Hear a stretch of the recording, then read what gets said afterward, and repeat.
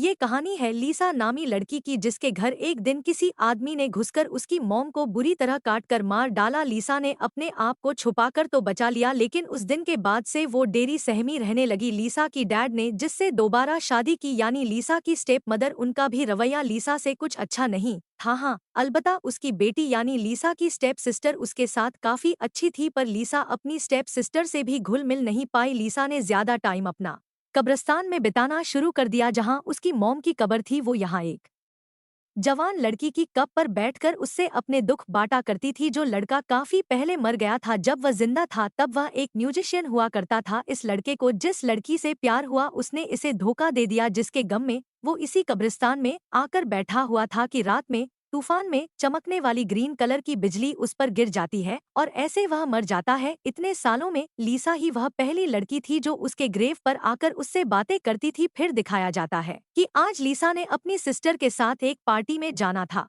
लीसा जब तैयार हो रही होती है तो उसकी बहन उसे कहती है कि तुम मेरे डाइनिंग बेड में जाकर अपने आप को थोड़ा टैन कर लो, अपनी बॉडी को थोड़ा डार्क कर लो। उसकी बात मानकर लीसा चाहती तो है, लेकिन इस बेड में थोड़ी खराबी थी। लीसा को इस बेड में लेटने पे करंट लगता है। फरल बता वो फिर भी पार्टी में चली जाती है जहाँ उसकी बहन तो अपने फ्रेंड्स के साथ बिजी हो गई थी और लीसा यहाँ बेचारी अकेली। यहाँ एक लड़का शरारत में उसके जूस में कुछ मिला देता है और फिर उसके साथ बदतमीजी करने की कोशिश करता है। तब लीसा उससे बचकर वहां से भाग आती है। अपने साथ होने वाले इस वाक्य से वो बहुत ज्यादा दुखी थी। वो इस लड़के की कब्र पर बैठी हुई दुख में कहती है कि काश तुम मेरे पास होते। ये कहकर लीसा अपने घर आ चुकी थी और पीछे दिखाया जाता है कि आसमान में आज दोबारा से ग्रीन बादल छाए हुए हैं। वो अब घर आती है। उसे अभी भी इतना गुस्सा आया हुआ था कि उसने अपने घर का एक मिरर तक तोड़ दिया था और उसके ऐसा करते साथ ही हम आसमान से ग्रीन बिजली को कब्रिस्तान में गिरते हुए देखते हैं। ये बिजली उसी लड़के की पर गिरी थी जिससे लीसा बातें किया करती थी और अब वो लड़का जिंदा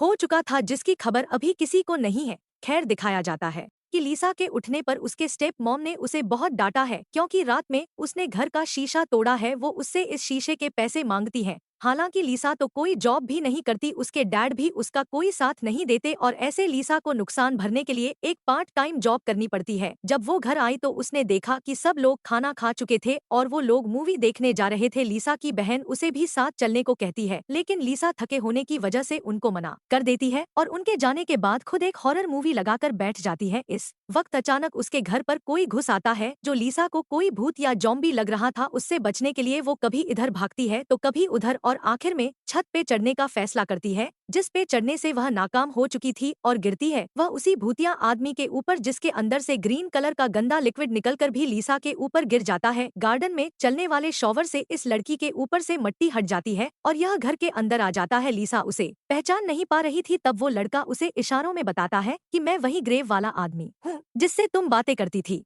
और मैं तुम्हारी उसी विश की वजह से ही जिंदा हुआ हूँ जिसमें तुमने बोला था कि काश तुम मेरे पास होते। लीसा को अभी भी कुछ समझ नहीं आ रही थी, लेकिन समझने से ज्यादा जरूरी था इस आदमी को नहलाना क्योंकि इसके अंदर से बहुत ज्यादा गंदी स्मेल आ रही थी। यहाँ हम देख पा रहे हैं कि इस आदमी का एक हाथ नहीं है और साथ में उसने लीसा को दिखाया है कि उसकी जुबान भी नहीं है। वो जब नहाकर बाहर निकलता है तो लीसा देखती है कि उसका एक कान भी नहीं है। वो आदमी लीसा को समझाता है कि मुझे तुम्हारी मदद की जरूरत है अपने बाकी सारे बॉडी पार्ट इस ढूंढने के लिए। इससे पहले ये लोग आगे कुछ बात करते लीज की फैमिली घर वापस आ जाती है, लेकिन घर की हालत तो बहुत ज्यादा पूरी हुई थी। इस जॉम्बी से बचने के लिए चीजें कुछ इधर उधर पड़ी थी तो कुछ टूट चुकी थी और लीसा की स्टेप मदर का मानना था कि ये सब लीसा ने जानबूझ के किया है। वो अपने हस्बैंड से यानी लीसा के डैड से कहती है कि तुम्हारी बेटी पागल चुकी है और अब हम इसे पागल खाने छोड़ आए। लीसा उन्हें बहुत बताने की कोशिश करती है कि यह सब उस क्रिएचर की वजह से हुआ जो उनके घर में घुस आया था, पर उसकी कोई बात नहीं सुनी जाती और यह सारी बातें वो क्रिएचर भी कमरे में सुन रहा था। जिसके बाद लीसा बेचारी रोते रोते सो जाती है और वो क्रिएचर लीसा की कबर्ड पर सो जाता है। सुबह होने पर वो क्रिएचर खुद ही लीसा को एक ड्रेस देता है जिसे पहनकर वो काफी कॉन्फिडेंस के साथ आज कॉलेज आई थी क्योंकि आज पहली मर्तबा उसे फील हो रहा था वो अकेली नहीं है, उसका भी कोई साथी इस दुनिया में है। हाँ, वो लड़का जो लीसा को पसंद किया करता था वो भी लीसा से बात करने की कोशिश करता है, लेकिन इस जगह लीसा की बहन आकर उस लड़की को लीसा से दूर कर देती है क्योंकि उसका मानना है कि यह लड़का लीसा के लिए अच्छा नहीं है। खैर, अब सीन कट होकर अगले दिन हमें दिखाया जाता है कि जब लीसा की मॉम खाना खा रही थी तो उस टाइम गुस्से में वो क्रिएचर लीसा की मॉम के खाने में एक कीड़ा डाल देता है क्योंकि उसे लीसा की मॉम बिल्कुल नहीं पसंद आई थी। वो लीसा के ऊपर हर वक्त कोई ना कोई जुल्म करती रहती थी। इस कीड़े को देखकर इस औरत को लगता है कि यह सारी भी लीसा की शरारत है और अब वो यह फैसला कर लेती है कि अगर वह कोई पहला काम करेंगी तो वो लीसा को पागलखाने छोड़कर आने का करेंगी। हालांकि उन्हें तो आज एक कॉन्फ्रेंस में जाना था पर वो सब कैंसिल कर देती है। लीसा को पागलखाने छोड़ने के लिए वो जब लीसा को लेने के लिए उसके कमरे में आती है और उसे बुरा भला कहना शुरू करती है, तो तभी वो क्रिएचर ऊपर से कोई चीज मारते हुए इस औरत को जान से मार देता है। लीसा ये देखकर घबरा जाती है पर उसे ज्यादा दुख नहीं हुआ क्योंकि उसे तो ये औरत पहले से ही पसंद नहीं थी। ये क्रिएचर अब इस औरत का कान भी काट चुका था। लाश कई लोग क्या कहते सो इस लाश को घसीटते हुए ये क्रिएचर लीसा उसी कब्र तक ले आते हैं जिसमें से ये क्रिएचर जिंदा होकर बाहर निकली थी। लाश ठिकाने लग चुकी थी। अब घर आकर ये क्रिएचर निसा से कहती है कि इस औरत का कान मेरे जिस्म के साथ सीध रीसा ने भी ये कान सी तो दिया था, लेकिन इस कान का कोई फायदा ही नहीं था क्योंकि ये क्रिएचर इस कान के जरिए सुन नहीं पा रही थी। तब ये क्रिएचर रीसा के हाथ में एक बिजली का निशान बनाते हुए उसे समझाता है कि एकांत तब का काम करेगा जब उसे करंट लगेगा। लीसा को अब याद आता है उसकी सिस्टर का वही टर्निंग बेड जिसकी वजह से मूवी के स्टार्ट में उसे भी करंट लगा था। वो उस क्रिएचर को उस बेड में लेटा देती है और खुद अपने बालों को स्टाइल करने लगती है। साफ जाहिर हो रहा है कि लीसा अब काफी खुश है, काफी कॉन्फिडेंट भी है और यह सब हो रहा है इसी क्रिएचर की वजह से जिसे वो अपना दोस्त मान रही है। ये क्रिएचर जब उस स्टैंडिंग बेड से निकलकर बाहर आता है तो पता चला है जो कान उसने सिला था वो भी अब काम करने लगा है। अब लीसा अगले दिन खुशी खुशी तैयार होकर कॉलेज आती है। उसका कॉन्फिडेंस, उसका स्टाइल देखकर काफी लोग उसे पसंद करने लगे थे। कॉलेज में वह बहुत ज्यादा मशहूर हो गई थी और यह सब कुछ ही दिनों में हो गया था। अपनी इसी पॉपुलर का फायदा उठाते हुए लीसा उस लड़के से दोस्ती करती है जिसने मूवी के स्टार्ट में लीसा से बदतमीजी करने की कोशिश की थी। एक दोस्ती वो अपना बदला लेने के लिए कर रही थी क्योंकि अब आप देख रहे हैं कि लीसा इस लड़के को उस कब्रिस्तान में ला चुकी है जहां पर पहले से ही वो क्रिएचर मौजूद है। ये क्रिएचर बड़ी ही बेदर्द से इस लड़के का हाथ पकड़ काट लेता है। उसने ऐसा इसलिए किया क्योंकि उसके अपने पास एक हाथ नहीं था। उसका हाथ लेने के बाद वो लड़का मर जाता है। ये लोग उसे इसी कब्रिस्तान में दफनाकर घर वापस आते हैं।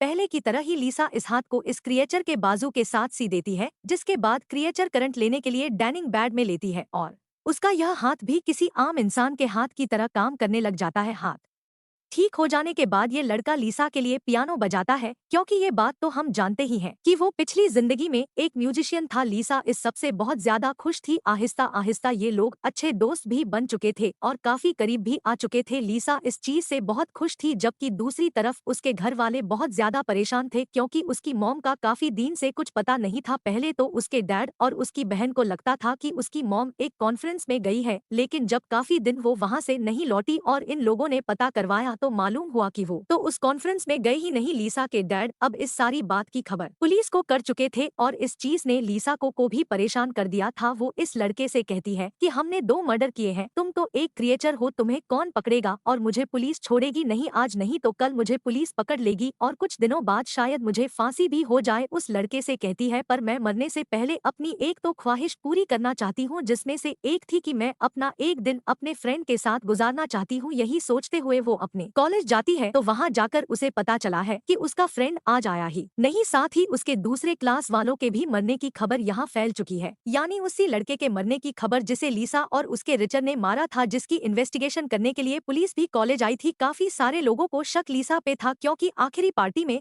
इस लड़के ने लीसा के ड्रिंक में कुछ मिलाया भी था और उसके साथ बदतमीजी करने की भी कोशिश की थी। इसीलिए काफी लोगों को शक था कि उसके मरने के पीछे लीसा का ही हाथ होगा, लेकिन पुलिस को इन्वेस्टिगेशन करने पर कोई सुराग नहीं मिलता और ऐसे लीसा बच जाती है। तो उसी तरफ दिखाया जा रहा है कि वो क्रिएचर भी अब घर से बाहर निकल गई है। एक आदमी को डरा डरा कर उसने उसके कपड़े ले लिए हैं और दूसरे आदमी को डरा कर वो उसकी कार ले चुका था। वो दुनिया की अब खुली हवाओं का मजा लेना चाहता था। वह ऐसे ही सड़कों पे घूम रहा था कि उसे सड़क पर ही लीसा मिल जाती है जो अपने फ्रेंड के घर जाना चाह रही थी। एक क्रिएचर लीसा को अपनी कार में बिठाकर उसके फ्रेंड के घर ले आता है। हाँ, आने पर उसे पता चला था कि उसकी बहन भी उसके फ्रेंड के घर पे ही थी, जो देख लीसा को काफी गुस्सा आ जाता है और लीसा का बदला लेने के लिए अब ये क्रिएचर लीसा के दोस्त के ऊपर ही हमला कर देता है। वो उसके जिस्म के हिस्सों को काटते हुए उसे मार चुका था। और अब वो लीसा की बहन पर भी हमला करने वाला था, लेकिन लीसा उसे रोक देती है। जिसके बाद ये क्रिएचर अपनी कार लेकर यहाँ से चला गया और लीसा अपनी बहन को लेकर अपने फ्रेंड के घर से निकल आई। उस क्रिएचर का पीछा करते करते लीसा भी अब कब्रिस्तान में आ चुकी थी, जहाँ आते ही मौका पाकर लीसा की बहन उससे बचकर भाग जाती है। और इस वक्त पर लीसा को ख्याल आता है कि वो क्रिएचर उसे बुरी तरह फंसा चुका है। उसने 3 मर्डर कर दिए हैं, जिसका इल्जाम लीसा पर ही जाएगा और इस गुस्से में वो इसके क्रिएचर को ही खत्म करने का सोचती है। वो पीछे से उस पर वार करने आ ही रही थी, पर आखिर वो उसे नहीं मार पाती क्योंकि एक अकेला वही उसका दोस्त था। वो यहाँ इस क्रिएचर को बता देती है कि मैं तुम्हें बहुत पसंद करती हूँ।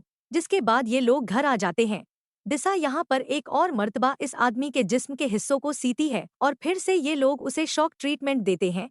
जिसके बाद अब ये क्रिएचर काफी खुश नजर आ रही थी। उसने एक रिंग पहनाकर लीसा से शादी भी कर ली थी। इसी रात में पता चलता है कि लीसा को पकड़ने के लिए घर पर पुलिस आ चुकी है, लेकिन लीसा जेल नहीं जाना चाहती। वो हमेशा इस क्रिएचर के साथ रहना चाहती थी और इसका सिर्फ एक ही रास्ता था कि लीसा भी मर जाए। अपने आप को मारने के लिए लीसा टैनिंग पेट के अंदर जाकर उसकी हिट को फुल कर देती है और ऐसे कुछ ही देर में जलकर मर जाती है। कहानी के आखिरी सीन में दिखाया जाता है कि लीसा की डैड और उसकी सिस्टर उसकी ग्रेव पर प्रे करने आए हुए थे, जहाँ लीसा की सिस्टर नोटिस करती है कि उसकी ग्रेव पर लिखा है बिलव्ड वाई। वो लोग तो यहीं से चले जाते हैं और यहीं हमें वो क्रिएचर एक बेंच पे दिखाई जाती है जो कि एक किताब पढ़ रही थी, पर शुरू में तो उसके पास जुबान नहीं थी और लीसा ने तो किसी की भी जुबान उसके साथ जोड़ी नहीं थी। इसका मतलब है कि खुद ही इस क्रिएचर ने किसी को मारकर उसकी जुबान ले ली थी, जिसके बाद अब वो एक पूरा इंसान बन गया था। दिखाया जाता है कि गोद में उसने लीसा को लिटाया हुआ है, यानी उसने लीसा को भी जिंदा करवा लिया था और ये दोनों अब ये लाइफ एक साथ गुजारने वाले थे। और यही सब दिखाते हुए यह कहानी यहाँ खत्म हो जाती है। दोस्तों, ये कहानी आपको कैसे लगा हमें कमेंट करके जरूर बताएं। अगर आपने अभी तक हमारे YouTube चैनल को सब्सक्राइब नहीं किया है तो जल्दी से सब्सक्राइब करें और बेल आइकॉन को प्रेस कर दे ताकि आपको इसी तरह का मजेदार मूवी स्टोरी मिलता रहेगा। थैंक्स फॉर वॉचिंग दोस्तों। अब मिलते हैं ऐसे ही किसी मजेदार कहानी में। तब तक के लिए बाय दोस्तों।